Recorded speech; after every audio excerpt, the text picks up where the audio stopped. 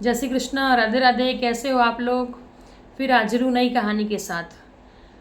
दो गांव में दो साहूकार थे। एक की लड़का था, एक की लड़की थी। दोनों मित्र थे। तो दोनों ने सोचा अपन मित्रता को क्यों संबंधी में बदल दें। दोनों ने अपने बच्चों की शादी करवा दी। कुछ दिन बाद विदाई का टाइम आया तो लड़की थी ना, बहुत तेज थी। उसको ससुराल जाना ही नहीं था। फिर भी वो क्या करे, माँ बाप के आगे पहुंची नहीं तो जाना ही पड़ा उसको। रास्ते में पति को बोला कि मुझे पानी पीना है। तो उसका पति कुएं में के अंदर पानी लेने गया तो उसने धक्का दे दिया कुएं के अंदर ही। तो वो कुएं में गिर गया और ये वापस अपने घर आ गई। घर आके सबको बोला कि डाकू आए थे रास्ते में जो उसको ले गए और मैं तो बच के निकल गई। और पति उसका कुएं में गिरा था ना, वो कुएं के अंदर पहुंचा ही नहीं, बीच में लटक गया, वापस बाहर निकल गया। वो सीधा अपने घर चला गया। वहाँ सबने पूछा कि बहू कहाँ है, नहीं बहू। तो बोले वो अभी मायके और रुकी है, कुछ दिन बाद लेने जाऊँगा। सब बोले ठीक है। तो पहले के ज़माने में फ़ोन तो होते नहीं थे, तो सबने उसकी बात मान ली। कुछ दिन बाद वो लेने गया वापस। तो वहाँ सब देख के बोले दामाद जी आप तो अच्छे हो। बोले हाँ। बोले डाकू ने हमला कर दिया था। तो उसने हाँ हाँ, जो जो बोला उसने हाँ हाँ कर दिया।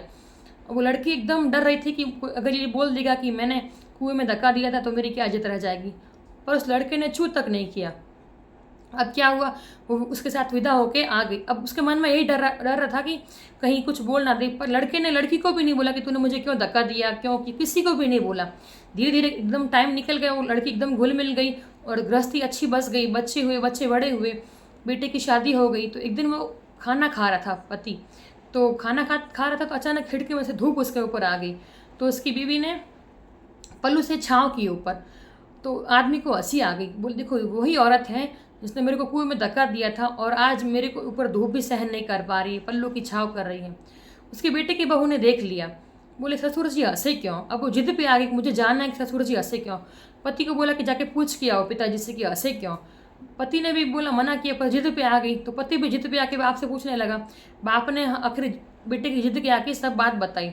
तो बेटे ने आके बहू को बताई। कुछ दिन बाद जैसे सास बहू में कुछ किटपिट हुई तो तुरंत सास को ताना मारा बहू ने कि जाओ जाओ, आपको देखा। बोले अपने पति को तो कुएं के अंदर धक्का दे दिया था। बोले इतनी बात सुन के सास को इतनी मतलब शर्म आई कि इतने सालों बाद मेरे पति ने मुझे कभी बोला नहीं और आज मेरी बेटे के बहू ने मुझे बोल दिया, मतलब मेरे पति ने इसको बता दिया। वो अपने कमरे में गई और फांसी लगा ली और चिट्ठी लिख दी कि मुझे बहुत शर्म आ रही कि मैंने ऐसा काम किया था, पर इतने सालों बाद मेरी बेटे के बहू के मुझे सुनना पड़ा, मुझे अच्छा नहीं लगा। तो वो बाहर नहीं आई। तो पति का आज आई नहीं बाहर, देखा तो फांसी पे लटकी हुई थी। चिट्ठी पढ़ी तो पति को लगा कि मैंने कितना गलत किया, इतने साल तक मैंने किसी को कुछ नहीं कहा और आज मैंने बता दिया। तो वही फांसी पे लटक गया चिट्ठी पर लेके कि मैं इतने साल मैंने मुंह बंद रखा, आशीष खाई, पर आज मुझे भी शर्म आ रही कि मैंने इतना क्यों बोल दिया। तो वो भी फांसी पे लटक गया। दोनों को जब देखा नहीं तो बेटा देखने गया रूम में, देखा कि दोनों के हाथ में चिट्ठियाँ थी। तो बेटे को भी शर्म आई कि देखो मेरे कारण, मैंने जिद करके बेटा जिसे पूछा तब मेरी बहू ने बताया। तो बेटे ने भी चिट्ठी लिख दी कि मेरे माँ बाप मेरे कारण मर गए, इसलिए मैं भी मर रहा हूँ, मैं भी किसको मुँह दिखाऊंगा ऐसा। बेटा भी फांसी पर लटक गया। जब तीनों नहीं आए तो बहू बोली, तीनों को देखा तो बहू ने जाके देखा तीनों फांसी पे लटके हुए हैं। तो बहू को फिर लगा कि देखो मेरे कारण आज तीनों लटक गए, दुनिया क्या कहेगी कि मेरे कारण सब मर गए। तो वो भी फांसी पे लटक गई। इसलिए जब तक उसने कुछ नहीं बोला तब तक अच्छे से सब चल रहा था। उसकी बहू की जिद के आगे सब चला गया। उसने जब तक गम खाई, मतलब गम बड़ी होती है, तब तक सब अच्छा चल रहा था और थोड़ी सी जिद के कारण सब कुछ नाश हो गया।